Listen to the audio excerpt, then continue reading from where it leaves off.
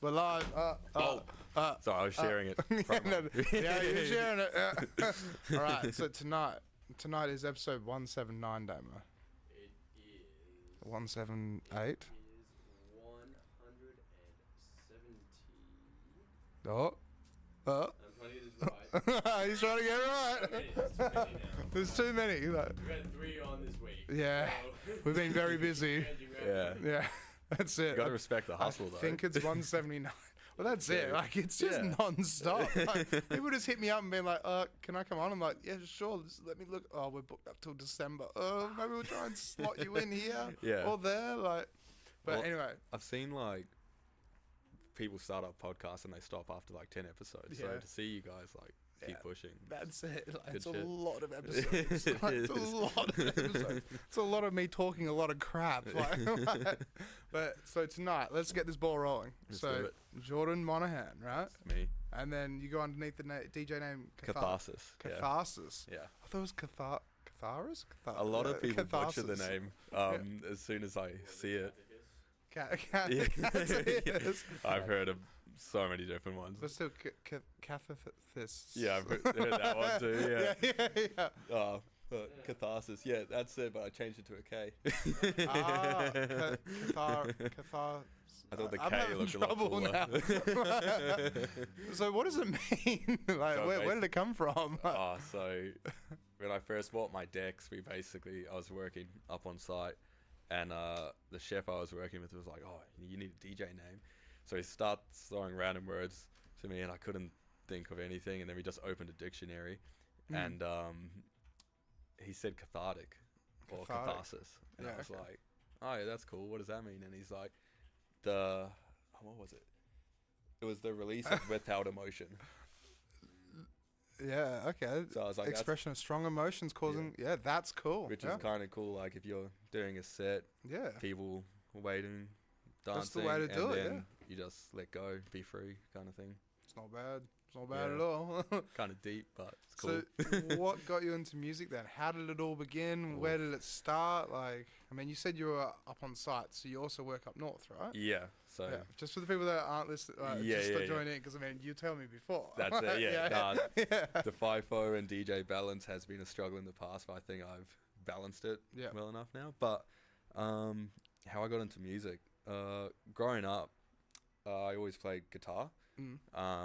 And my grandfather, he was always very like musically, and he was a radio host in New Zealand for a radio show. What radio show? Damo can pull it up. I honestly couldn't tell you. He passed away when I was 9. Okay. Sorry to hear. No. Do you remember his name? Douglas L. But fun fact, he was actually a DJ as well, which Okay. I didn't make the connection until I started DJing. But basically, when he passed, he left everyone in the family a little card, and his one to me was never give up on music.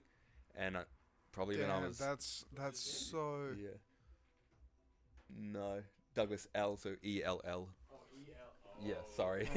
That's all good. But holy crap, that's yeah. so heartwarming. And Never give up on music. That's but that's I felt amazing. super guilty for years because when I was like 13 or 14, I actually stopped playing guitar just because school life, sport, all that. And then when I quit guitar, it was probably around the same time I discovered, That's him. Douglas L. That's so cool though. That's so cool though. That honestly, that's amazing. Like to have your grandfather literally say that. Like Yeah. But I felt super guilty when I was like 13, 14 when I stopped. But that's when I actually started listening to like electronic music. And the first song to ever get me into it was Boneless by Steve Aoki. Boneless. Yeah, and that's still one of my favorite songs to this day. Really? Can we pull up the album cover for that, or like just we Yeah. can't play it 'cause Yeah, copyright reasons? But It's like, was that around like the Turbulence era or like before that? It was the bum ba da bum bum bum bum bum bum bum. Oh yeah, I know that. Yeah. So it's like kind of housey because Yeah. I think Chris Lake and Chris Lorenzo are on it. Okay. As well. Maybe not Chris Lorenzo, someone else. But yeah. But that song got me into it, and then for all those years, I was just listening to like Martin Garrix, Hardwell, like all the big EDM guys. Then I discovered Tomorrowland and all that. It was always my dream to go.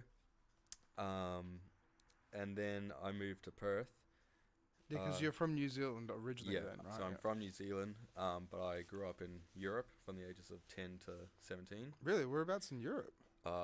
Egypt, Germany, and Portugal. Damn. Yeah. So. Damn. Yeah. That's all right. Yeah. So my dad, he's an international headmaster. Okay. So every 2-3 years we'd move around. International headmaster for schools? Yeah, for schools. So I didn't know that was a thing. Yeah. That's amazing. So, cool. So he started off being like a chemistry and PE teacher, then made his way to principal, then got to the best school in New Zealand.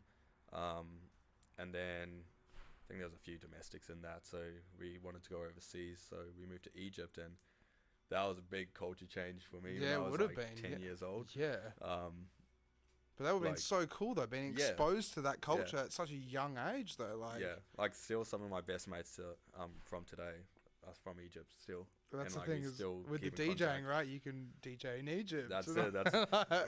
Every time I travel, I'm like trying to think of ways how I can DJ. Do I throw like a private party with friends, or do I like try and reach out to clubs and all that? But but yeah. What was I saying before the?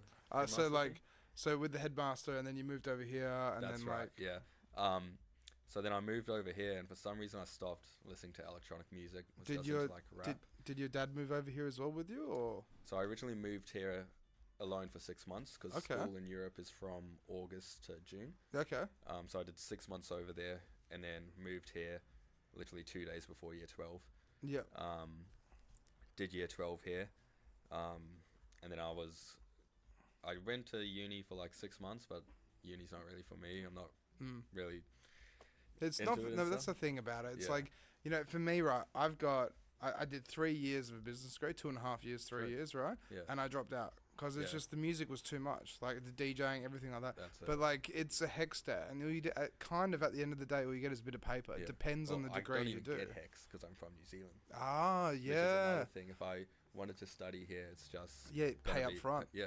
Yeah, and it's a bit more expensive than the domestic fees as well. So it's like I really want to have to do it. Like I'm even considering now maybe going back and studying like music with SAE. Yeah, okay. Like it's expensive there, but like they have amazing equipment. And well, funnily enough, so I told my roommate I'm going to do this all the time. Yeah. So basically, my roommate Ewan, he's actually got a bachelor's degree of sound engineering, and sound production, stuff like that. And he said from doing that, he's walked out, and his music is just amazing. Well, I've always been the person to say, if you surround yourself by what you want, you're gonna make it. Yeah. And like, if I am DJing in the weekends, I'm in Perth full time DJing, studying the music, and like making music for fun and for projects for that degree and stuff, I feel like it could really benefit me and push me out further. Yeah. So I'm tossing it up at the moment, but yeah. Well, see, that's the thing about those. Like, have you ever looked into production or anything at all? Like, or have you taught yourself, or have you dived into it a little bit, or? So, 2021, around October, I did the one-on-one with Tina Says. Okay. At Lab 6. Yeah. Jinx. Yeah. But at the time, I was doing 2 weeks on, 1 week off, and I would just be doing like a lesson once every 3 weeks. But when you do 12-hour days for 2 weeks, you're rooted in 1 week. Stuffed. So, like, I'd be paying for it, learning all this stuff, but I wouldn't be actually making my own music and stuff. So I bought Ableton and everything, started like doing it, and then I stopped doing 2-in-1s and changed to 7-in-7 with a new site. Yeah. So it's just night shift then? No, it was day shift, one swing, home. Next shift would be night shift. Yeah, night shift, Because then isn't it 7-in-7, 8-in-6? It is, so the day shift would be 7... No, night shift would be 7-7. Day shift would be 8-6. Yeah. Don't forget, I used to work up north. Yeah. But they would advertise it as 7-7, which wasn't. Yeah, really, that's it. Yeah. Yeah. But that's the thing as well. It's like, because you go and work, like when you do the 2 weeks on and you do the 1 week off, I don't blame you. As soon as you get that 1 week off, all you want to do is stay in bed. That's it. When you do 7 days or 7 nights, or Yeah. the 8 and 6 or the 7 and 7, when you do day shift or night shift, as soon as you get home, Yeah. the first 2-3 days, you're recovering. That's it. And especially after coming from 2 and 1, you know, like on that 7th day, you're at your halfway point, and that's when it starts to like slow down and all that. But once you're on 7 and 7, it's like just as you get into it, it's like, oh, I'm home. But see, that's what the crazy thing is. It's the money. That's why people go work up north, in the mines and stuff like that. And like, where else can you earn over 120 grand? Yeah. For working 6 months of the year. That's exactly it. For working 6 months of the year. Yeah, and I hear a lot of people that I work with say, nah, 2 and 1's where the money's at. But I'm like, yeah, but if you're smart with your money, like, for this year alone, I've done Miami, New York, a month-long Europe trip. Yeah. And now I'm buying a house in a few weeks. Yeah, so there you go. Yeah, that's it. Like, if you're smart with your money, you can do it. Like, a lot of the guys just come home, buy dirt bikes or new cars or car parts. But, nah, I'm all about living in the moment. Like, if I were to die tomorrow, I'd have no regrets. Yeah. Because I'm all about having a dream, push, hustle everything, get to it, and then next goal, get to it. So that's exactly the way I do it. But that's it. And that's where, like, you know, say, because for me, as I said, I did emergency services up north. Yeah. I've had literally, like, it sucks. It sucks to say, but it's one of those things where it's like I actually have had to deal with 2 depression cases up there. True. And dealing with 2 depression cases where it's like people are down in the dumps. People are not well. But the reason why is because they bought a house, they bought a motorbike, they bought a car, they bought a boat. And now they're locked in. And they bought a jet ski, and then they're stuck in that for the rest of their lives. Yeah. But I'm just sitting on the phone to them or like seeing them in person, like, maybe you should sell the boat. Yeah. Like, sell the boat. Sell the car. Like, keep the house. Everyone's made regretful like purchases, you know. Like, but it's just because you get so much money, that cash injection, one payment, and then you get like $5,000 in your account. That's it. And it's like, shit, let's go piss it up at the cast. Let's go party. Well, like, I was pretty bad when I first started FIFO. Me and the boys used to go out like on 4 or 5 day benders. And I'd spend like very close to my whole paycheck. Yeah. And it was bad, but you know, but that's growing up a bit, now I like limit myself to only $500 the week I'm home. Yep. Everything else I put in my savings. It's the way to do it. And that like, literally is the way to do it, because you have that period where you party and you have fun, because you start making really good money. You can live a life that you weren't able to before.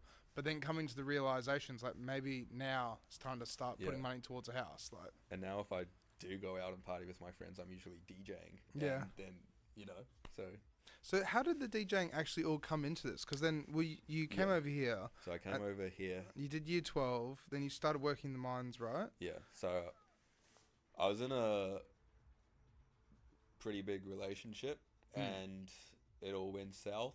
Yeah. And I hit a really low point in my life. Sorry to hear, yeah. That's all good. I got a new misso, way better. Yeah, way better, very good. Just while watching, I don't know. Yeah. Shout out to your misso. Yeah. But basically I hit like rock bottom, and me and my pause on that, back to 2013. I was in English class with my best mate in Germany, and we were just watching YouTube, and then the Tomorrowland after movie came up, and we watched it, and we like, as soon as it finished, we like literally turned to each other and we're like, one day we're going here. And so me and that chick broke up, and me and my best mate bought those tickets, and that was the best thing. I could not afford a Europe trip. Like, I barely had like any money. I was so stupid. I literally got a credit card and put the whole trip on that credit card. Really? It was stupid. Don't do it.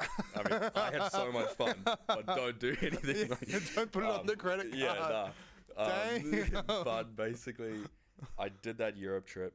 I flew into Europe. We did Tomorrowland, and straight after Tomorrowland, we did Ibiza. Straight after Ibiza, Kontiki in Croatia, and then went to Portugal to see my friends, and I came home. That would have been a big spend on the credit card. It was. It took me like a year to pay that off. But I paid it off. It's all good. What a time, no more though. credit cards for me ever. That would have been such an experience, though. It was, though, because like I hit rock bottom, and then I finally went to the place I've always dreamed of with my best like mate in the world, and I came home and I literally felt like Wanderlust, like so woke that I've just like done this whole trip, all by myself and all that, and then came back and I was like, you know, Tomorrowland was epic. And then around the time there was all these TikToks of like people fake DJing with like bottle tops and stuff, and I used to do that and like at pre's and stuff, and everyone at pre's and stuff always said I had like super good like playlists and all that, and it was always going through my head, should I buy decks, should I not, and then I finally started FIFO and COVID hit, and shout out to Rovi Rush. He's a chef by trade, and at the time I was working in the bar, and he came up, and he didn't know where to go, so I was just showing him around and stuff. And that lunch break, he told me that he was a DJ. I was like, what the hell? Like, he's a literally DJ. contemplating for 6 months. Like, should I buy decks? They're pretty expensive. I don't know. Am I just going to pick it up and drop it? I don't know. But he was telling, like, we were just talking about it. Told him how I went to Tomorrowland and stuff. And at the time, I was only like 19 or 20. And he was like, bro, going to Tomorrowland and stuff at 19, 20, that's crazy. Like, props to you. Like, just do it if you want to. You've done Tomorrowland that young, you may as well do that. So literally that lunch break, I went on my phone, went on Store DJ, bought 2 KRKs, speakers, and the RX2s. So the KRK 8 inches or 6s or 7 inches? 7? Oh, 7 inches. Okay. Yeah, weird. I know, I knew nothing about music. So I just bought it, and then like I arrived home, and that day it actually arrived, so it was like perfect timing. Yeah, those ones. Yeah, those things are G4s, beasts. they're beautiful, bro. Yeah. But at the time I was just like watching Crossfader on YouTube, and just like DJ, I think his name DJ Carlos on YouTube. DJ Carlos. Okay. Yeah, and I was just like watching their tutorials and downloaded all these like house songs and songs I heard at that Tomorrowland, and was just like learning to mix. And then a few. That's him. Yeah, very nice. Okay. Yeah. He's actually really good if anyone wants to get into DJing. He does a lot of stuff with DDJ 400s, which is like the beginner ones. Yeah. I'm even looking at getting some DDJ 400s because I can't be bothered taking my CDJs out all the time. And, you know, having something portable like that. Yeah. Well, I even rented one of them off my mates, and took it to Europe this year. Really? So we could have like pre's and stuff everywhere. So that's the way to do it as well. Yeah, you just bring your laptop and that, and I had like a JBL boombox. That was my hand luggage, and good to go. Yeah. But and then a few days after, I get a text from Rovi saying, hey, my mate Brandon's starting this new DJ school called the Institute. Yeah. And I was like, oh yeah. And so he connected us. We did it, and it was like the part that really got me was you get to learn how to DJ in nightclubs. And I was like, and you got to pick, it was Capital Amplifier at the time. Yeah. Metro Frio and Arcade. Yeah. I lived up in Mindarie at the time, but I really wanted to like learn to Metro's Frio. So I always trekked it down to Frio every time. That's far. That's, And then it was really good because like he did this whole interview at the start with everyone and asked, where's your dream goal, like your dream places to DJ at, what type of music, blah, blah, blah, blah. And I'm really glad he asked me that because I've kept note of what those goals were too. And I've actually completed a lot of them. But my instructor was Flash Colt, Harrison. Yeah, very nice. Harry is so talented. Yeah, bro. So talented. Like, I even got into like doing some events last year and had him on like our boat party, and like we're good mates. Like I'm really thankful for all three of them: Brandon, Rovi, Flash Colt, Harrison. I don't know why I said Flash Colt. And but everyone knows him as Flash Colt. But then I came to my first lesson. He's like, I told him I just bought some decks. I've just been learning on YouTube. He's like, show me what you got. So I just started like mixing, and he's like, bro, why are you here? You already know how to mix. I'm like, oh, what? Like that was a bit of an achievement to hear like my first lesson. And then like, did you complete the course then? Yeah. So the cool thing about it was you do the 10 weeks, and then I think on the 11th week they do a showcase night. So all the other DJs like play on a club stage. Yeah. There's a few that are still in the scene now. One of my close mates, Hayden Fraser, DJ Hades, Havocs. These are all the guys in my 10 weeks. Mulcahy. Yeah, there's a few of them. Yeah, Mulcahy. Yeah, I've had him on here. Yeah. He's such a cool dude. He keeps going to Greece all the time as well. Just living it up in Greece. It's wild. Legit. But yeah, still pretty close to those guys. But it's so cool to see like where we started and where everyone's kind of like shifted to. Like some people just stopped completely. Like it's a big hustle, you know, trying to DJ. You're with a DJ now. You're like a video editor, a photo editor, like that's it. Ads manager, like just everything you're doing. That's it. That's what a lot of people. That's what people don't realize. It's like when you actually try and do DJing proper and professionally, you are literally creating a brand. You're creating a business. That's where the graphic design work, the management, the marketing, the bloody reels, the videos, everything comes together. All the media. Like, now that I'm producing, it's even like double the work now because like I need to hype up songs, so I'm getting all these clips from like some insane shows I've done, and like the best one would probably be the Massacre, my song Massacre that I put out. Okay. Are you signed to a record label or anything at all? Or? Nah. So we can play that song for everyone. Yeah. Yeah. Let's play it. Yeah. But let's pull it up. My next song comes out tomorrow. It's my first song to ever get signed by a label, which I'm really excited about. What label? Can you tell what label? Yeah, G Mafia Records. Oh, you're signed to G Mafia? Yeah, they're based out in Brazil. Yeah, that's not bad. Yeah, I've heard of them before. Yeah, we've had a few people come on there signed to G Mafia. Yeah. Okay. But nice. This one comes out tomorrow. I got super inspired from Tomorrowland this year. And wanted to make like a kind of bouncy house festival track. So that one's called Do It Big. It releases in 4 hours and 5 minutes. Nice. Yeah. But that's it though. It's like, how did you find just like diving into all this and then realizing there is so much work behind it? I know. And like, that's why I really like equal time rosters with FIFO. It's like, I still get these crazy, like, I still do all this crazy travel. And then when I'm home, it's like grind music. It is hard balancing the two. Sometimes you're tired, and like sometimes I just want to turn on that PS5 and like play Call of Duty. Yeah. But then I think to myself, it's like that's how I've been feeling recently. Me too. I've been so slack the last month, but that's exactly it though. Like, what's that on? Juno down. I didn't even Damn, you're on Juno. You're on Juno. Look at me go. I didn't even know that. Yeah. Is it on Beatport?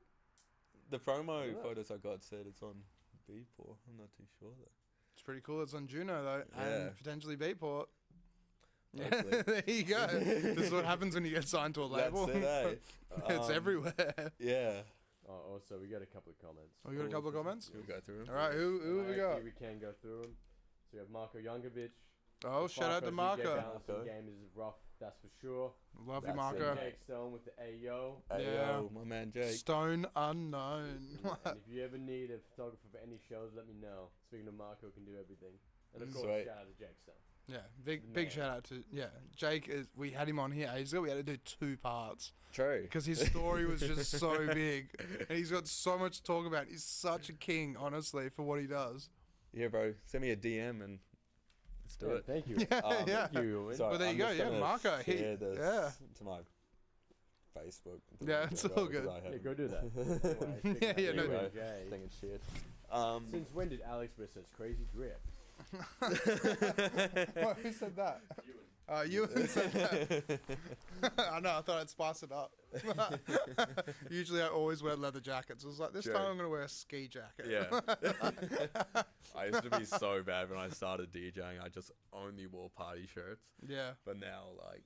But that's all I wear in summer. Yeah. It's just party shirts. Now, like, I just wear, like...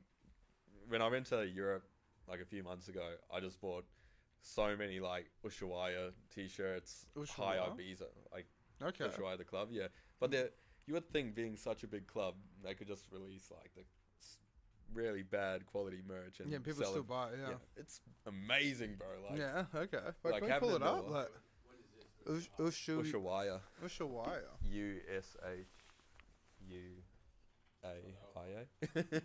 Yeah. They're epic, bro. Like, that's one of my favorite venues. If you ever go to Ibiza, you go to this place for prees. It's from like 4 till 11, and then you go to the number one club in the world, which is owned by the same people, directly opposite the road. So really? So Monday nights I'm fairly sure was David Guetta. Tuesdays was Tiesto. Wednesdays was a Tomorrowland night with Dimitri Vegas like Mike.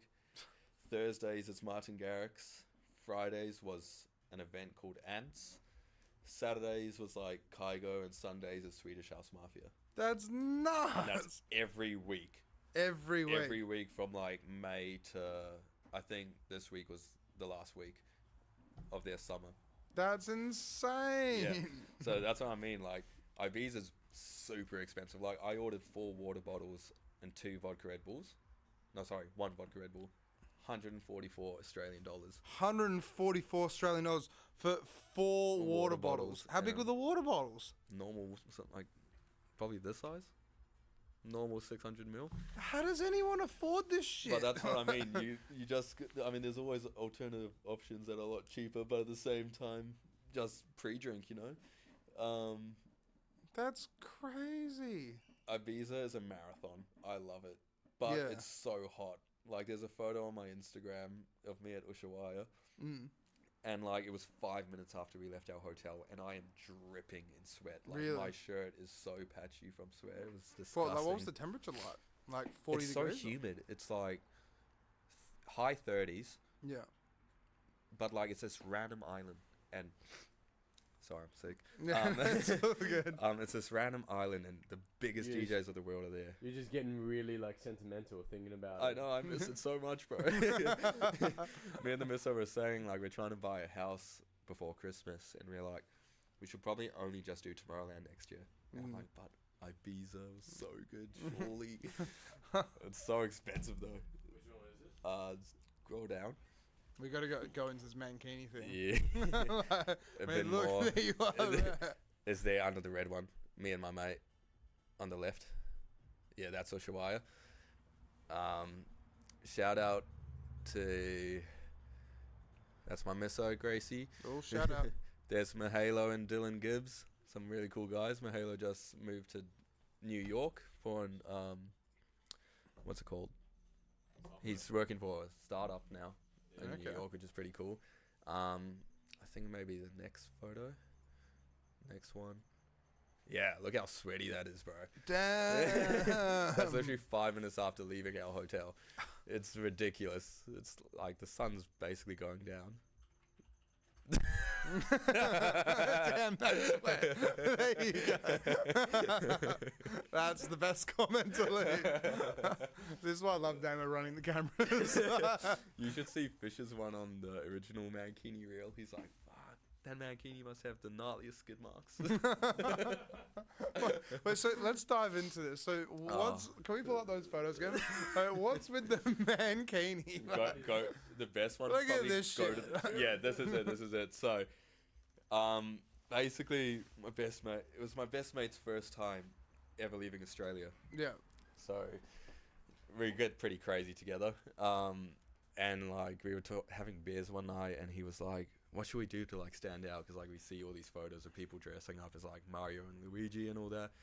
And I think we like just agreed on the Mankini things, and this was like 4 months prior to anything. And then he rocked up because he joined us in Europe later. He rocked up and he's like, "Look what I got," and I'm like, "Oh no!" So I literally went on, like we had 2 days before Tomorrowland. I literally opened up Amazon, Netherlands, and just typed in Mankini, ordered 2 for me and my other mate Hokobo, and it came the next day, and we're like, damn, like that was fast. But yeah, that's really quick. The next day. Anyway, we basically like the start to that Tomorrowland was horrible. Like some of the people's tickets weren't working in our group, and we wanted to try and get a good camp spot. So like, I'm always kind of the dad of the group whenever we go, because everyone just wants to have fun and just pay the money and just go. But I'm kind of like, that's the only type of OCD I have, is like planning these trips, because like I've been on trips with other friends where it just goes to crap, you know. But that's the way to do it, though. Like, I would do the same. Like, you got to make sure everything runs smooth. That's it. And like, you got to make sure everything's good. This year, Hayden and my other friend Matt just rocked up to the airport. Didn't even know where we were going. They just like paid for everything. And it's like, here's money. Let's just go on the trip. And that's just like, I trust you. I don't want to know where we go. I want everything to be a surprise. So we did we did Berlin, Yacht Week in Croatia, Ibiza, Tomorrowland, Amsterdam, Paris, and then detoxed in Bali. Nice.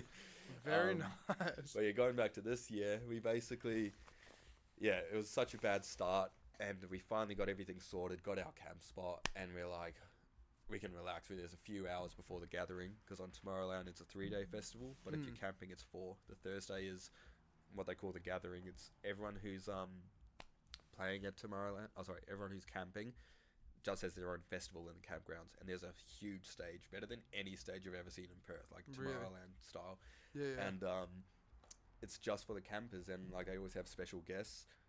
This year was, I think it was Sub-Zero and Dimitri Vegas and like Mike. But basically we just get them out. I think if you did Hayden comment on this, because he's got a good photo of what I'm about to say. It's Baden Bonahue. You see it? Nah. Not on this one, I think. No. Anyway, basically he they just keep getting worse, eh? But we just get them out, and we meet this random guy called Marty, and he's just like strips off his clothes, and he's in a like, what's it called? The little Speedos? The budgie smugglers? Yeah, budgie smugglers. And he just hung out with us all weekend. We didn't even know him. He went solo, but he's a good bloke.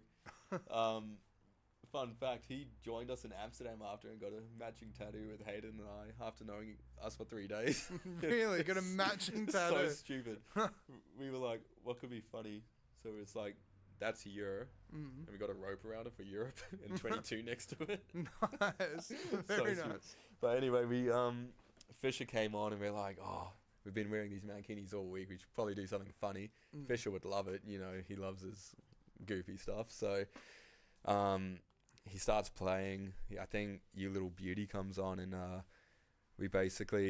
jump on my mate's shoulders, just in my mankini, and like I'm trying to like stand and balance, and like within like 10 seconds I fall off, and the build-up's still happening. So we're like, we have to do it again. So I jump up, the build-up's happening. Everyone like in front of us turns around because they see Fisher pointing at us, and everyone's just filming me. And like, if you go on that Reels tab on my Instagram, it should be like the first video. I pinned it. This is the video we put together. Fisher saw it, commented, shared it, and it got like 70,000 views. Really? Yeah, and it's like, I was like, what the hell? Like, Damn. people are loving this, and all the clips in this video. This one? The Reels. Sorry, I think it shows you how much you know about it. Instagram doesn't show it. Just scroll down a bit. You'll see Fisher like pointing. I thought I saw that on the other one. There you go. There it is. That one. No bottom. jam? Yeah. Yep. So all these clips that you're about to see are from random people. They sent it all to us. Afterwards, they came up to us because we were just in mankinis. But like, fucking hell. And then we ended up getting his reaction. But it's so funny if you look on the actual live stream. When I did this, they're cutting clips so fast to get me out of every clip. Really? And I can't do anything, so I just put my arms up because I'm trying to balance do something. And he's loving it, so I'm like, I have to do a shoey, which is this next one. So you did a shoey on your... Yeah.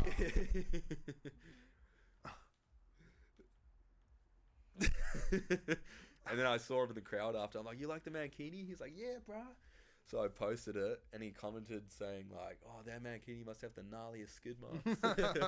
And then his Sets on the Beach show was finally coming to Perth, because that's originally why we did this. We had tickets in 2020 and then kept getting postponed. And we're like, we're going to see him first. Yeah, there it is. And then we did it in Perth again, and basically he saw us from backstage and pulled us back. Like, he sent security to come get us, and we're like, right now mankini security's coming, we're getting kicked out. He's like, someone backstage wants to meet you. I'm like, what? No way. So I like quickly get dressed, go backstage, and I can't see him anywhere. So I'm just like chilling there for probably 10 minutes, like watching. I think it was Little Fritter that was playing, and like it was crazy. Like all the like there was like 20,000 people there or something. Like the whole of Langley Park is just covered in people. Yeah. So then I end up turning around, looking at the VIP area for like backstage, and Fisher's just shooting hoops. I'm like, just shooting. Yeah, he's just shooting basketballs, like, and you could hear his laugh in the distance. I'm like, what the hell? Anyway, I went up to him and I'm like, hey man, like, sorry to be that guy. I'm a big fan, but you actually know me. He's like, huh? I was like, I'm the Mankini guy from Tomorrowland. He's like, ah. So if you go into post, it's that original post we saw on the right. Yeah, go at the top. Yeah, that one. Oh, there you go. So that made the official Facebook photos. That was like one of the first photos. So see, look how many people is there. That's in Langley Park. It's just and that's when I say I'm the Mankini guy. And he's like, ah. And then he's like, oh, like, what was he saying? He was like, are you wearing it? So I just lift up my party shirt and show him the strap. He's like, get it out then. So like everyone in the members area is just like looking at me, and I'm like, oh no, I'm really doing this anyway. I'm like getting undressed, and he's just pissing himself. Sorry, if you go back into the reels section, sorry, no. You get to see the whole his whole reaction to it. It's this one on the left with that cap below, but one more. That's it. So this made his official vlog. Sorry. No, you're all good, bro. So this made his official Australian vlog. So that's just me getting undressed, and he's pissing himself laughing, eh? He's like, give us a spin around. He's oh, that's so good. But I only got to speak to him for like 2 minutes max. I didn't get to tell him that I'm a DJ and producer, so yeah. I have to hustle. You couldn't hustle. I know, so I need to hustle a bit more, get some better music out, try and get signed to Catch and Release, and you know. But sometimes that's all you got to do. Sometimes it's like you just keep rubbing shoulders with the right people, and then it happens. Like, because do you know how Skrillex became Skrillex at all? Nah, I only really started following him when his album came out. Then so what he did was, I think it was in Las Vegas, but it was a concert, right? It was a festival where deadmau5 was playing. True. And so basically, because he had from first to last, and he was making his rock and roll and emo music and stuff like that, he ended up stretching his vocal cords and he couldn't sing that well anymore. True. So then after that, that's when he started making a bit more electronic dubstepy kind of stuff, right? Yeah. So he tracked down where deadmau5 was. He went backstage saying he was security, right? And then as soon as deadmau5 finished and came off stage, he walked up and gave him a thumb drive and said, you need to listen to this. True. Not even kidding. Like 2 weeks later, 3 weeks later, Skrillex was born. Damn. Literally, that's how it was. That makes a lot of sense for why his look was like that back in the day when he was super into like... That USB had Scary Monster's Nice Sprites on it. Damn. Yeah. So that's where he gave that EP, or that album, basically, to deadmau5, and deadmau5 literally was just like, who is this guy? Yeah. Find him, basically. I feel like I could have had a chance like that this year in Miami. I wasn't even thinking, I didn't even put my music on USB drives. We basically, we went to Miami Music Week, and we went to this pool party, and the lineup was A Craze, Mel P, Dom Dollar, Purple Disco Machine, all them. Yeah. So I literally wrote on my I literally went to the bar and a Craze. Was it a Craze first? Yeah, Craze. He's the one who made Do It To It. Yeah, okay. So I went to the bar, asked for some cardboard, and I had a Sharpie with me. So I wrote Do a Shoey with an Aussie DJ. So I held that up, and he's like, yeah, come up. I'm really? Like, now. He's like, yeah, come on. So I literally like just jump onto stage, run around the booth, and security's like, no, you can't be here. I'm like, look. And they're like, come on. So they let me through. And I literally like, he's like, you got your shoe? I'm like, you do it out of my shoe, okay? So he pours like his bottle in. No, sorry, that one was we had White Claw, so I just like poured it into our shoeies, and like we just do a shoey on stage mid set. I was like, what the hell? So then later I just get off. Next one is Mel P. basically, exactly the same thing. I hold it up. He's like, come on. I'm like, okay, we did the exact same thing. So I go up, security stopped me again. Yeah. I'm like, no, again. So then... That's amazing. So we ended up doing the shoeies. And then he's like... Then I like was going away because I don't want to overstay my time, you know. I had my 2 seconds with you. Play your set. I was about to say, you should do it. Every artist. That's a crazy one. At the pool so party. Good. And my misso, like, she's a realist. I'm the dreamer. I'm like, I need to do something. Because, like, a month before this, I managed to get backstage at Metro City because I played there before. Yeah. And I met Netsky at Shock 1. Oh, really? Okay. And that was like a month after, or 2 months after the whole Fisher thing. So I'm started getting a reputation for myself. I'm like, I need to keep this going. So all this content I got from this one night, I met a craze Mel P and Dom Dollar. But when I was running off from Mel P, he's like, where you going? Come back. I'm like, oh, okay. I'm like, you want me? Okay. So he just hands me a bottle. And you saw that video. It's dark as hell. I can't even really see. Yeah. But he hands it to me and he's like hyping up the crowd. He was like, hey. And I'm like, oh, God. Mel P's giving me a bottle. I have to do something. So, like, I go down and I just do, like, a straight vorteki. And, like, I'm just, like, swallowing it. And, like, on the 5th gulp, like, I realize it's tequila. And I do not do tequila. I used to. What? And then I chugged a full bottle as a party trick and vomited. I've never been able to drink it since. But dang. I held it, like, I swallowed 4 gulps. 5th one I held in my mouth. I gave him back the bottle. And then the drop happens. We're, like, dancing on stage together. And then I just run off stage, act like I'm tying my shoes. I'm just like, just spit it out. And then the 3rd one was Dom Dollar. I held it up, got his attention. He didn't pull me on stage, but he said after. So when security wasn't looking, I jumped the fence to get into the VIP area and got to meet MK and Dom Dollar. And Dom Dollar's like, I'm not going to do a shoey with you, but I'll have a drink with you. So I got to speak to him.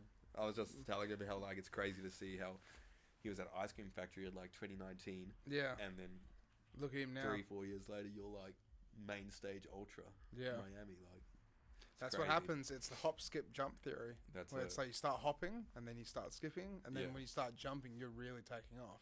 Yeah. Like, it's wild with that. Because it can happen overnight, basically. That's it. Like, it just takes the dedication, is when you're hopping. Yeah. And then when you start skipping, that's when it's like you're gaining traction, you're gaining movement. And then it's like, you know, Dom Dollar for 2019, Ice Cream Factory, he's skipping. And then he's jumping now. He's main stage ultra. I think Dom Dollar's the DJ I've seen most this year. I've seen 5 of his sets. Really? I saw him at that pool party. Mm-hmm. And then ultra main stage. The next one was in Ibiza at High. I got to meet him again there. He remembered me. I put on my phone, Shuey Miami. He's like, nah. This guy's following me. Yeah, and then like, I was like waiting outside the toilet because my misso went to the toilets, and he just walks past me. I'm like, bro, Dom, it's like, I was trying to like see if I can't remember what I was trying to ask him, but I was pretty gone. And then like literally 2 days later, we saw him at Tomorrowland. No, I told him at Ibiza, watch out for a mankini at Tomorrowland. And he turned around, he's like, what? And then 2 days later at Tomorrowland, we did the whole mankini stunt again for him. Yeah. And he was pissing himself. I'm not surprised. He didn't post it anywhere though. He took a video of us on his phone. Yeah. And then I tried using all that content to seeing if I could potentially open for him at his like Melbourne or Sydney show later this year. Obviously, I know that like he's just like booked. Like he doesn't really have a say on the lineup. That's it. Yeah. Try and pull some strings, but that's what you got to keep doing. Just keep rubbing your shoulder. 100% of the shots you don't take. That's exactly. I said that in the video. I'm like, look, I could look like an idiot right now making this video. But that video did really well. Like it got like 300 comments from all like random followers, and he didn't comment, but he did see my story where I tagged him in, and I was like, didn't get a response. I'm like, but just that's the thing. Hustling, that's exactly doing it. Different things. That's all you got to do is you just got to keep hustling. That's it. Sometimes it doesn't come down to the music. It comes down to the appearance, the energy, the entertainment. Unfortunately, if you don't have social media in this day and age, you're not essentially gonna grow because like TikTok has kind of ruined everyone's attention spans. It 100%. has. It's terrible. And I kind of hate it because, like, look at like all the house music. Like, one song could be a banger for like a month, and then it's just completely forgotten. Yeah. And like, it's like, how is that even possible? Like, you're rocking it every day for a month, and now you don't even listen to it once or anything. That's exactly. And you always have to stay with the times, and like that's all social media. Like Dom Dollars Rhyme Dust, literally, he only released it because of the TikTok. Someone uploaded it, and I think he uploaded it, and everyone went crazy, and everyone started using the audio from that TikTok on their own ones, and it just blew up. That's exactly it. And he wasn't even going to release it till next year, apparently. He said in a video, and then he had to push his other releases back just to fit that one in to make. That's what happy. Happens. That's exactly what happens. Is if people start using that song and they just like really like push it in their own reels and stuff like that, well then it becomes almost becomes mainstream. That's it. Because like people still listen to top 40 and stuff like that. Yeah. But then when it comes to artists like Fisher or Dom Dollar, where they push these tracks, and then just the crowd just grab it and just sprint with it. Yeah. It's like the artist is almost trying to catch up with their audience, going, "Nah, we love this song." Like, look how big losing it was. Like, I know, yeah. Like, and losing it was crazy. I think he's only released like 6 or 7 songs since then, which is crazy. Losing It came out like 5 years ago. Exactly, yeah. And like, don't want to sound like I'm talking like shit on Fisher, but I do think I don't know if he's falling off on choosing to stop doing as big gigs, because like the only big show he's done this year was Coachella. Yeah. He wasn't booked for Ultra Miami, Ultra Europe, Tomorrowland, EDC. He's riding the wave. That's probably what he's doing. Because the thing is, he's a party boy, and he's partied his ass off. Yeah. 100%. So that's where it's like, the idea of partying your ass off, how long can you ride this wave for? Yeah. See, that's the thing as well. It's like, for me, for example, right? Like, I used to go to Capital nightclub all the time, every single Saturday, and just used to party. But now all I do is I just play pubs and bars. Like, I much prefer to DJ pubs and bars. Sure. It's still a party. It's still a lot of fun. But, like, the reality of going, I'm going to go and play at Ultra or do this or do that, it's just, I just don't see it. Yeah. I don't see my life going that way, that direction. And, it's kind of, I'm 30 now. I want to kind of look after myself in a way. Well, my ultimate goal for this whole DJ producing thing is to end up at Tomorrowland one day. And that's a huge goal. Well, how old are you at the moment? 24 now. That's it. Yeah, 24. Like, you still got like 10 years before you have to really look at settling down. Dom Doll was hosting, like, he attended Tomorrowland literally 10 years ago. Yeah. And then this year was his first time on main stage. Look at that. That's it. It's like, and I feel like that's going to be me. How old's Dom Doll? He's coming up to 30, 32. 31. Yeah, there you go. Damn. 31. But yeah, like, that's crazy. Like, it's a huge thing. And I know when I say it, people laugh and all that. But like, people laughed when I started DJing. They're like, "What? You're gonna start DJing at clubs here?" It's like, yeah, I am. And I actually got a bit of hate when I like put up my first DJ photo. That's so bad though.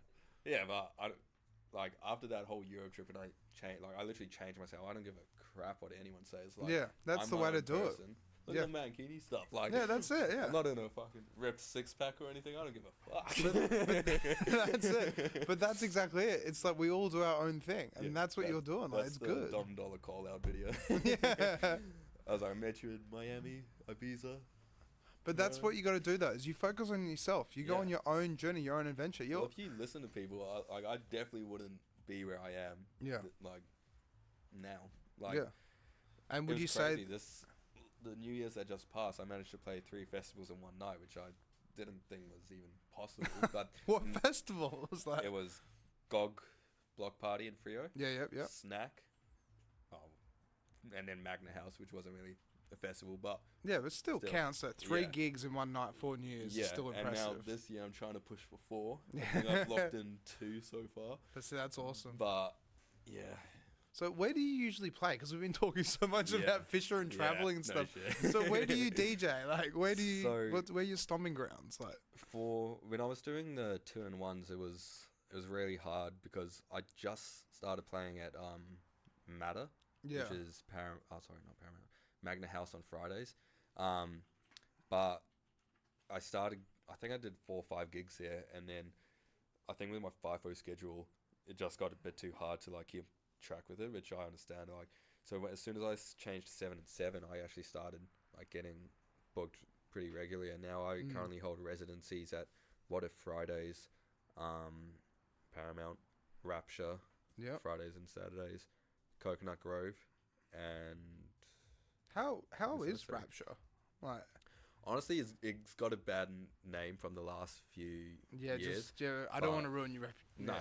No. But it actually goes off. It's always like busy. Yep. Which because there's always a line out the front of it. Yeah, like there's always a big line. Yeah, and it's packed inside.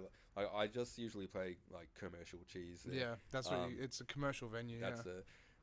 Sometimes like I throw in a few like dirty songs, but you know, that's it. It's just reading the crowd and seeing where you can slip one in, right? Yeah, I usually do like Untouched by Veronica's into a special Mackie G tour hardstyle remix that I usually do, and no one expects it, and it just goes poof. You should have seen it. So last week at the Market Grounds, I did the full 5 o'clock to 2 a.m, so an 8-hour set, right? True. Yeah, and it was so much fun. But the last 30 minutes, I kind of just gave up. So like 1:30, I was like, I'm playing fucking drum and bass. Yeah, no one's going to do anything about it. But I was playing Voodoo People. I was playing Swag by DC Breaks. Like, I played Ghost by Delta Heavy, Time Warp by Sub Focus. Like, I was going into it. But it was so funny because it's like so many people just dancing, raving. It was so pumping. Well, I usually walk past Market Grounds to go to my gigs because I park at the car park next to Magna House because it's always free. Well, you always see, like, I'm always there every Friday. So it's always with a mate of mine. But I'm kind of back to back. I'd hang out and play a few songs here and there. Yeah. But he was in Bali, so I did the full 8 hours this Friday. So yeah. Because I usually, like, as soon as I walk past that sushi shop on the corner, you just see it's always going off. So much fun. So much fun. Going off, the comments are going pretty hard. Oh, shit. Popular guy. Very popular. Of course, we have Nicola Topic. That's my boy. Fire emojis. He's made my collab with Don't Want to Stay. Are you going to anger react? That's my boy. Fire, angry. Richard Turville going, go on, George, repping up the Purple Audio Technique headphones. Yeah, that was my little thing in the start. I saw that no DJs in Perth was repping purple headphones. I was like, that could stand out. May as well try that. Still have them to today. That's pretty cool. That's what you got to do. It was Marco shouting out, of course, the new track by Catharsis. I got it here. Let me just... Shout out to Hater. So much. Yeah, too much. Oh, that's on Triple J. You have Spotify?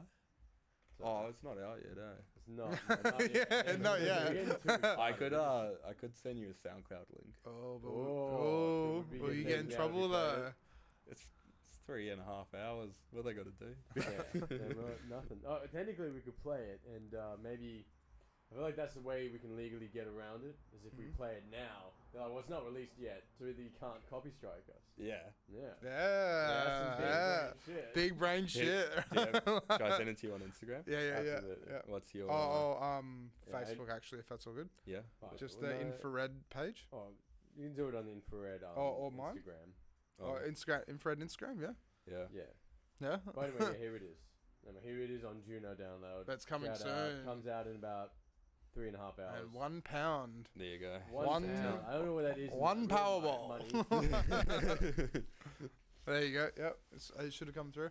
Thank you. Anyway, but yes, what were we talking about just before? Like, we were talking about how crazy, how like rap shit goes off. And I actually really enjoy it. Like, I just it's fun. Funny fact. I was just on site last week, and the guy who books was on site as well. He's like, "What the fuck are you doing here?" I'm like, "What are you doing here, bro?" Like, they're on the same site, but it's good fun. I actually really enjoy it. Like, I always take out the music so people can like sing it and stuff. And in the past, I used to hate commercial sets, but now like I actually really enjoy them because like there's just so much like engagement you can do. That's exactly it. That's what like a lot of people go, oh look, you're playing Venga Boys every Friday, Saturday, Sunday. But at the same time, the crowd, the audience, that the vibe, the energy, that's what makes it. That's it. That's what makes it fun.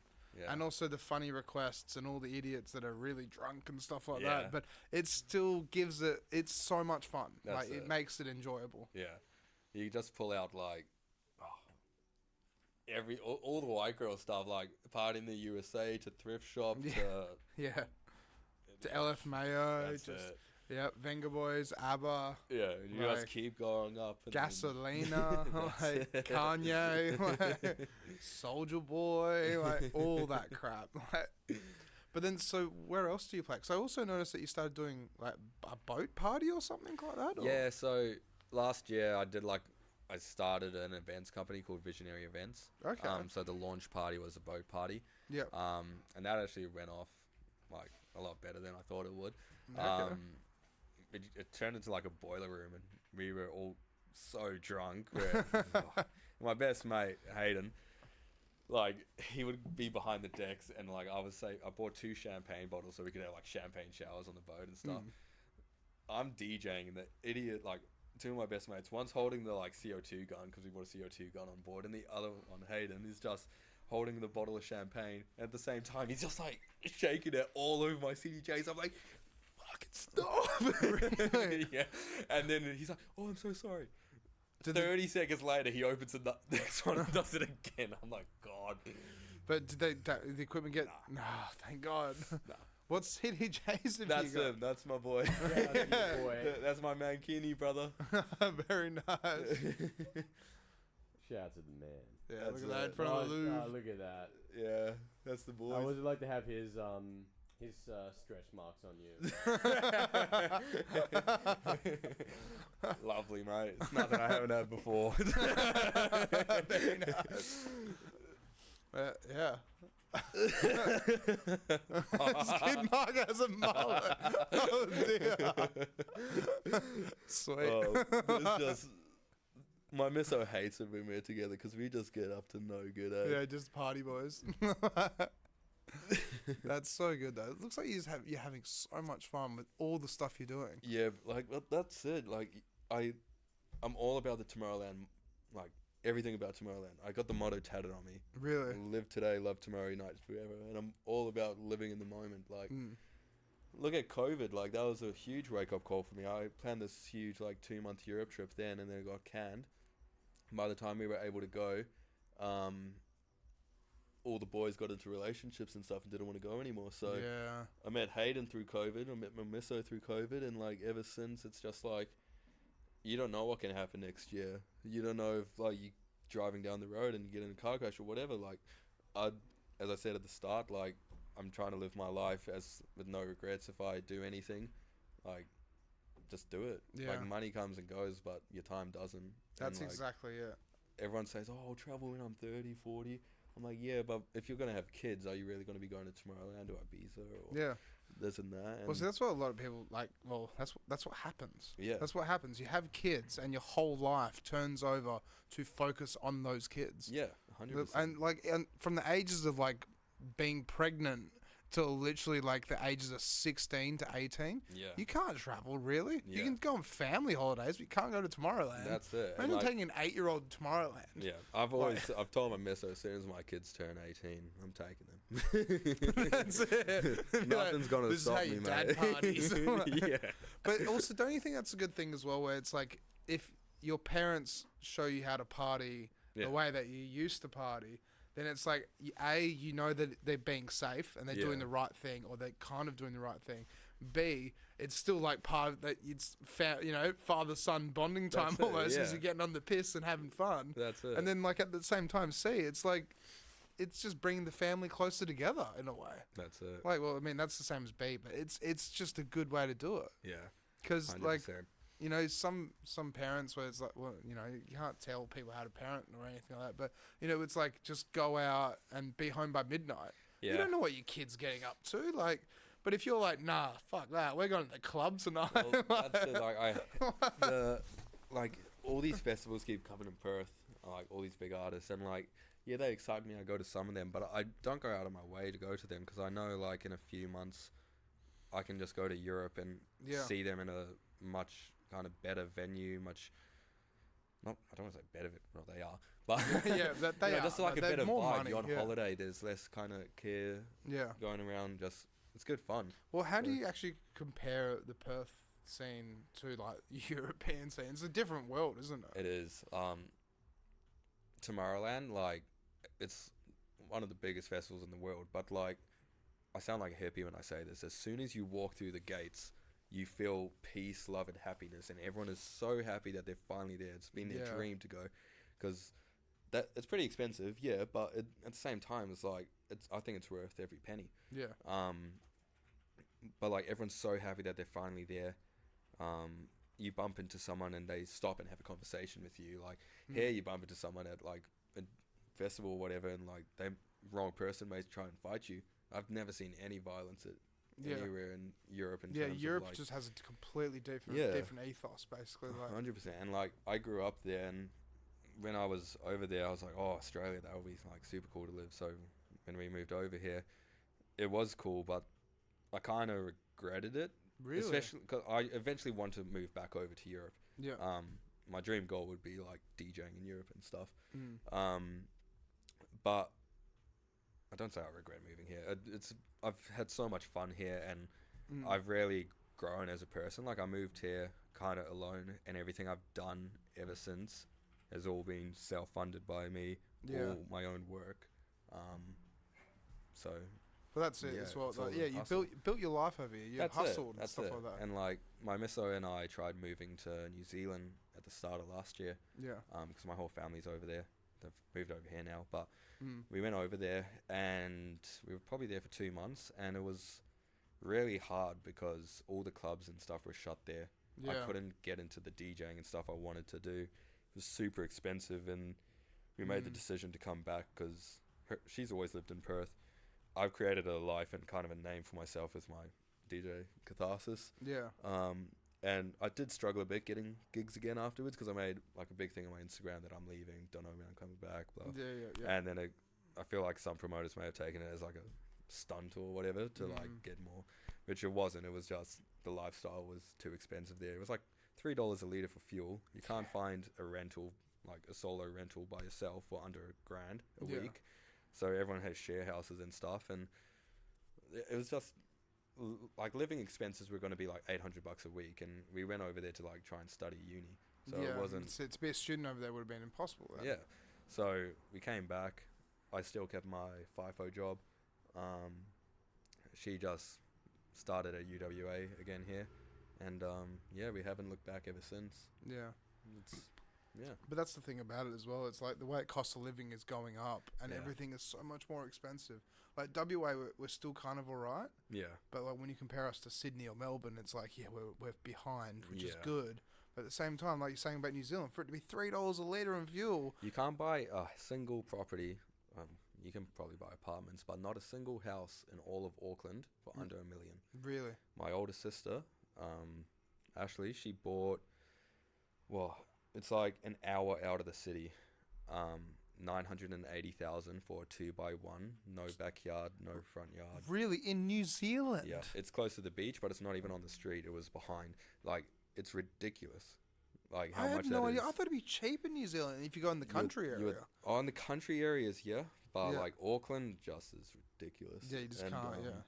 But that's the thing about New Zealand as well. The population is so small. That you want to be living close to the city, because when you go into the country, it's like you're living in Nannup or something like that. Like, or you're living in Donnybrook or something, like a small little country town. It's like I was looking at potentially trying to buy something over there because I was doing FIFO, but just can't. But the good thing over there is you can actually use your super as a deposit. Okay. Where I don't think you can here. Yeah. But it's good. Like everyone, the government knows like no one in this generation is going to be able to save for like that house, because their wages are even lower as well. Like I was going to get a bar job and they were paying like 18 an hour. Fuck.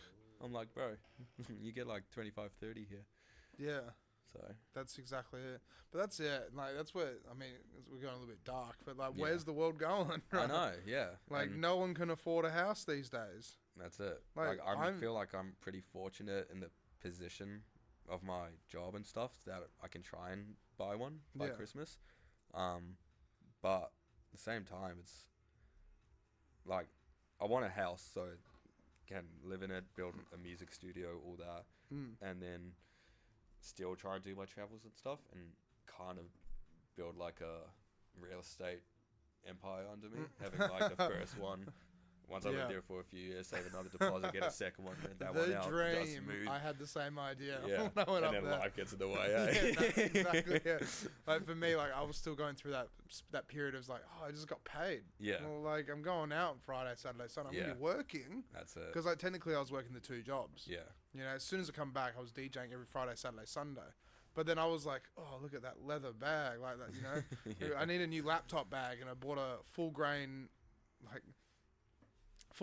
laptop bag that was $500. But the thing is, now it's gonna last forever. Yeah. It's got my name etched into it. Oh, sweet. You know, but it was cost $500. Yeah. Like, I was so splurging bad. out. Like anything I like have my eyes set on, I want it.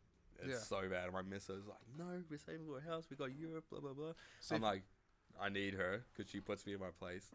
I want to like, I bought the Sony A7 III camera for our Europe trip. Yeah. And that was one of the best like things I bought because the photos we got were insane. And now if I ever need a photographer, I either book it or if my misso's there, that one.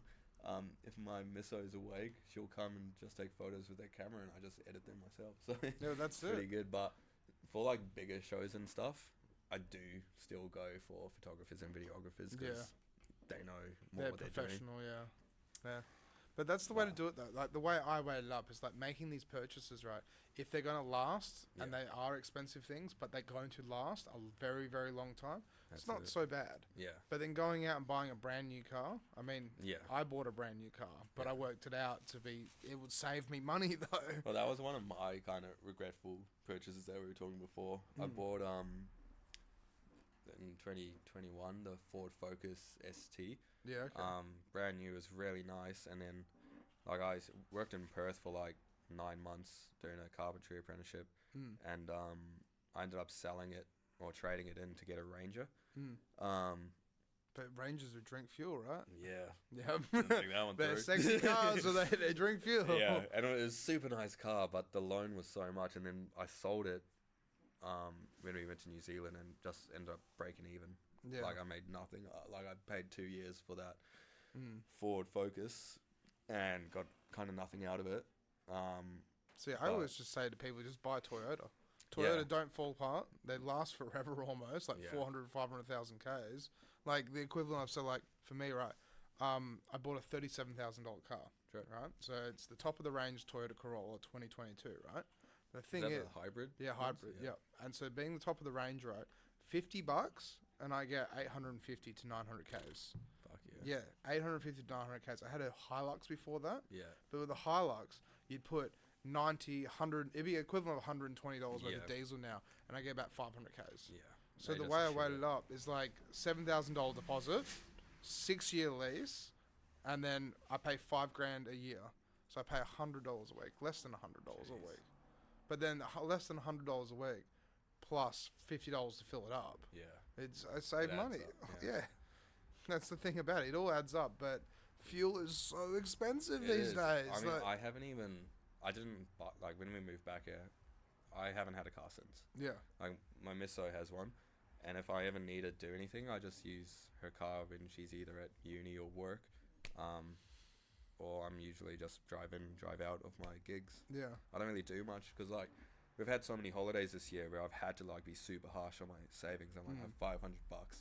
Nowadays, you can spend that in a day if you that's like, it. Yeah. It's nothing, but I try and, like, not go out to eat or like drink or anything. Yeah, I've stopped drinking. Yeah, that's video games help a lot for saving money, bro. Like, I now got like a good little squad on COD, and we just play COD every night. I'm like, thank God, because otherwise I was bad. I used to catch up with different friends every day for like lunch, dinner, all that, and it's good fun, but adds up. Yeah, that's my problem as well. I'm always out and about catching up with mates. Like, let's go to this bar. Let's go here.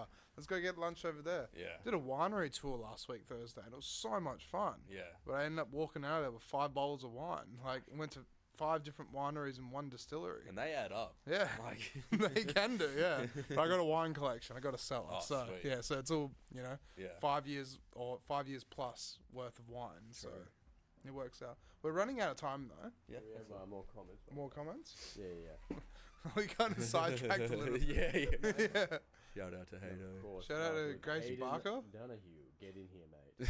And Grace Barker, dope as fuck. That is dope as fuck. That is dope Cheers, as Grace. Damn, that's his David- fat. Damn, that ass is fat. That's my mate Matt, who came to Europe as well this year with us. Mm. Shout out to Matt. It was, man. It was Matt. Oh, whoops.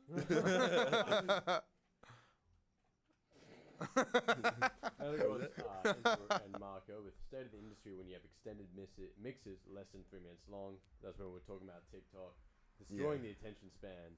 Yeah, And of course, money comes, money goes. Memories are forever. that's exactly it. That's exactly it. That's the thing about it. That's the Yeah. truth of it. I'm That's it. so glad you've come on because we can talk Thank you. about that. Yeah, like, no, 100%. because it is money comes, money goes. But at the end of the day, I mean, sure, we can't afford $1 million home. That's it. But at the same time, memories, having fun with your mates, and just having a good time. That's it. That's I what mean, it comes down you to. have to. I know I've seen people just like travel Australia and stuff, and yeah, there's so much to do in Australia. I haven't done too much of it. Mm. I'm still all about like the crazy European summers and all Yeah. that. But like everyone keeps hitting me up about Tomorrowland information or where to go in Europe and all that, and it's cool, and I'm so happy to help everyone. But I'm glad that people are finally getting to that stage where they can do it, because like just be free, you know, like Yeah. everyone focuses so much on like their life here in Perth and stuff, but like we spoke to our mortgage broker a few days ago, and we were saying, oh, if we get to this higher place, we probably can't travel anymore. He's like, then don't do it. Like, for you guys, travel is super important. Mm. And it is. Like, every time like I catch up with Hayden, he was at my place last night, we're already talking about the next Europe trip. And Yeah. like, That's the it's thing just, about you it. just got to keep doing it. If you're people of the world and your whole thing is That's you it. travel and enjoy it, then keep traveling and enjoying it. That's When you it. buy a house, you get locked in. Yeah. You that's really it. get locked in. Yeah. And that's where it's like, you just got to find, I mean, that's where it sucks because you got to weigh it up. Yeah. In 10 years, will houses be affordable? That's it. That's Well, what I'm. who knows? I hope they will be, but Well, I don't people know have if they been saying will. For 2-3 years, prices are going to drop. They keep going up, and if anything, it's going to follow New Zealand and Yeah. hit that $1 million point, Yep. like in the next 5-10 years. So. See, it's interesting because a friend of mine told me what happens in Europe, right, is homes and properties get passed down through generations Yeah. because it's too expensive. A family friend of mine, their son just bought a 25 square meter apartment, right? True. And it's like a one bedroom, That's Two- tiny. I know, maybe it's 30 square meters or something like that. It's freaking tiny, but it's in Amsterdam.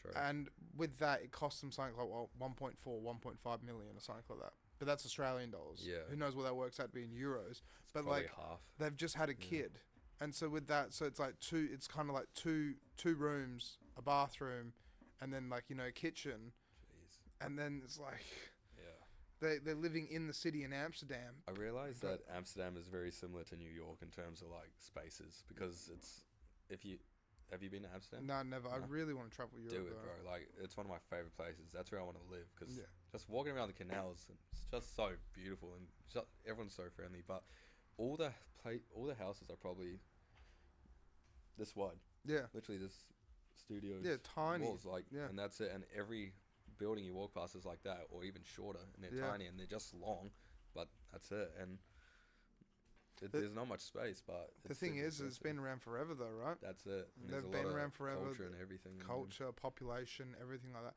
That's why with Perth and WA, it's like you can still move out to Nannup and have multiple acre properties. How nice it is. Yeah, but that's Imagine it. that. It's so nice. Like, we just But see, like that walking black around. house there, right? Yeah. That house would be like 2 million euros or some shit if you Oh, own yeah. that. If you But own another that. thing, like, usually they have Yeah, that's thin stairs going up, and each floor is a different Yeah. unit. It's not even like that whole building's just one house. It's That's just right. each floor is a different.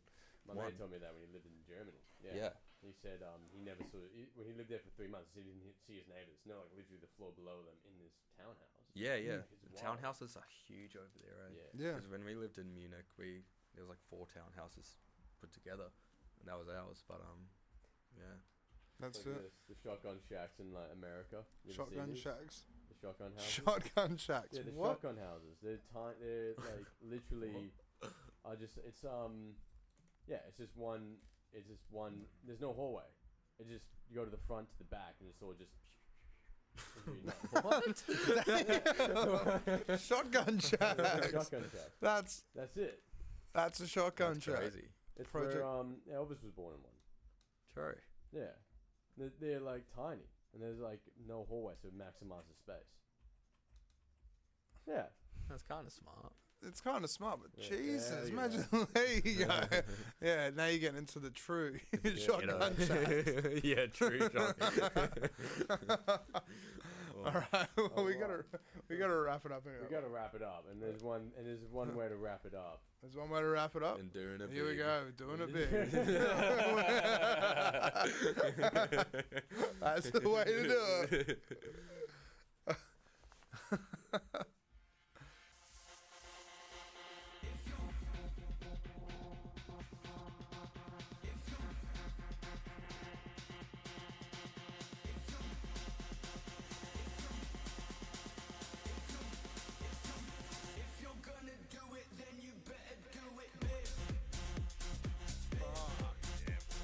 So it was like, yeah, I came back from somewhere, I had like different slides, I wanted to create like a big down festival, summer house track.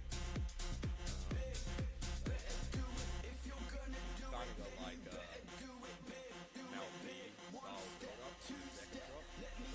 So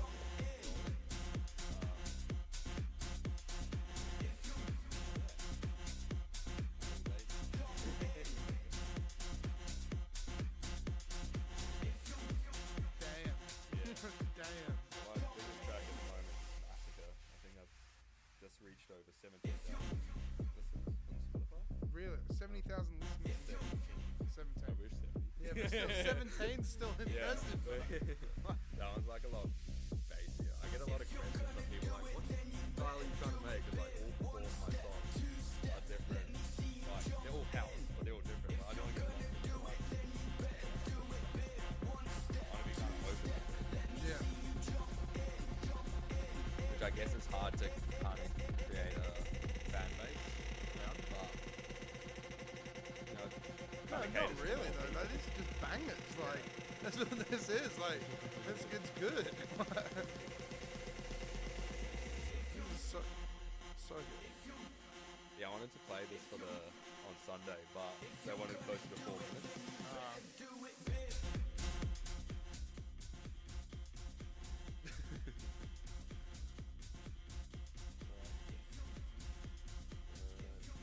Is there anything? Why you pause it? No. No? Okay, we'll let it play out. Damo's in control. He is in control. It's like when you're trying to leave the club, but your mate's like, no, one more. Oh, damn. So how, just quickly, we got to go into this then. So how long have you been producing for? So I did the 1 year, I did the like 10-week course with Tina. Yeah. And I was just like, I didn't really do anything until I landed this 7 and 7 job, which was in December last year. Yeah. And I made a goal to myself. I was like, now I have free time. Like, if I'm really going to try and do it, I'm going to try and do it. So I put on my, like, as soon as New Year's hit, I put on my goals to release 3 original songs this year. I've already done that. Yeah. And But that's it's fucking even to damn. Yeah, and even to get one signed by a label is That's the one mind-blowing. getting signed to the label. Yeah. That's going to the blow team off. up, yeah. That's I'm going to hoping, blow Yeah. up. Like, holy shit. When you said 17,000, yeah, it was like, oh, shit. You got 17K Oh, no, streams. that's the different But one. then with this But, one, though, yeah, hopefully that. this they- will blow up. Yeah, I hopefully. really I'm think it will hoping. blow up. Yeah. Dude. If you like bassy stuff, Massacre, But, like, you'll like that. how long did it take you to make that quickly? Like, Literally, that's the fastest track I've ever made. I Really? made it in under 12 hours. under Start to finish. 12 hours. Like, all my other songs, they've taken, like, weeks just because with work and, like, I work too much on it and I'll need a break, come back the next day with fresh ears and work. Under But, 12 hours. Yeah, though, that what one I the just fuck? got back and just wrote the dun dun dun dun dun dun, dun and then just, like, started playing with bass. And I'll show you how to make it on my reel tomorrow that I upload to Yeah. promote my song. Yeah, do that, yeah. But yeah. holy shit. So we check out Massacre. Yeah, we'll play Massacre and then we're going to wrap it up. Yeah. if you go to 2 minutes 10, that's probably... Is that when it sounds good? Yeah, the rest is shit. Oh, then before we do. So I made this one after we went to New York. I wanted to incorporate a few of like the big city sounds and stuff. So yeah.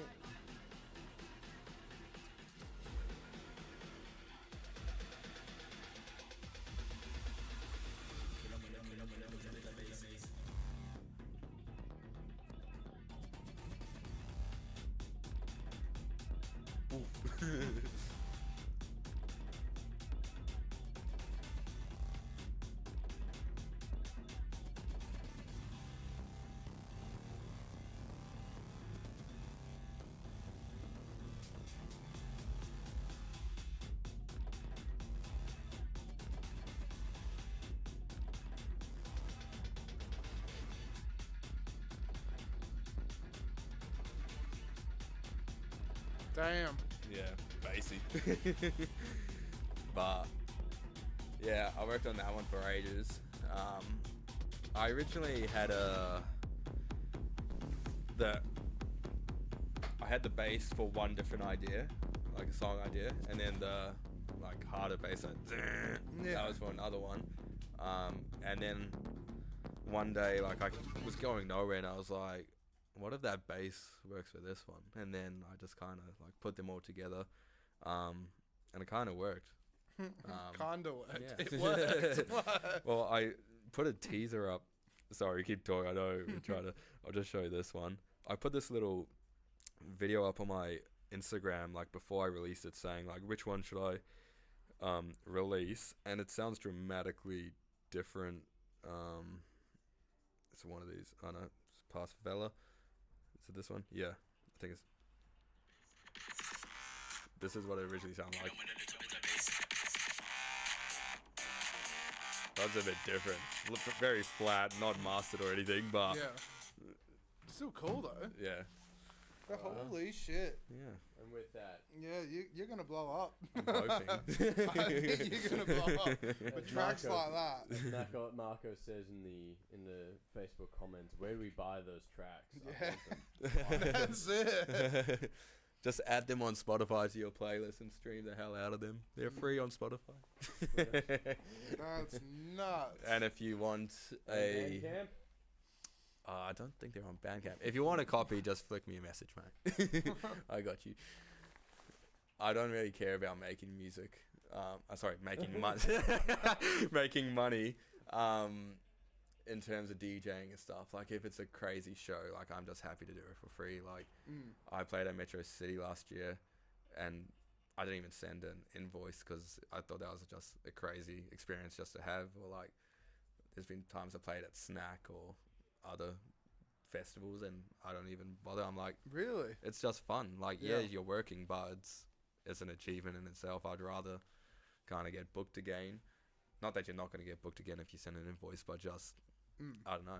I've never really been in it for the money, just for the fun and That's good the way. vibes and stuff. In you a know? way, that's the way to do it. Yeah. That's not bad at all. That's awesome. Oh, Like, yeah.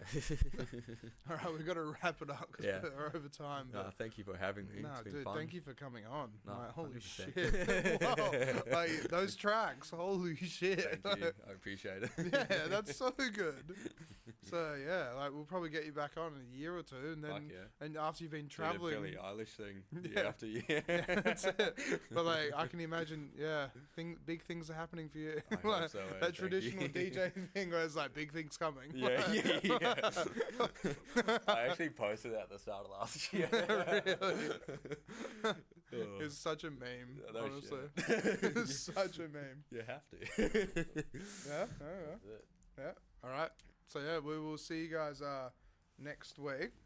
We have on next week. I think on Thursday we're getting Ruby to Campion. Oh yeah. So I haven't actually. I think I maybe met her once. I think. Yeah, she used to be the manager at Geisha. Yeah, that's it. Yeah. No, So she's she's fun. yeah.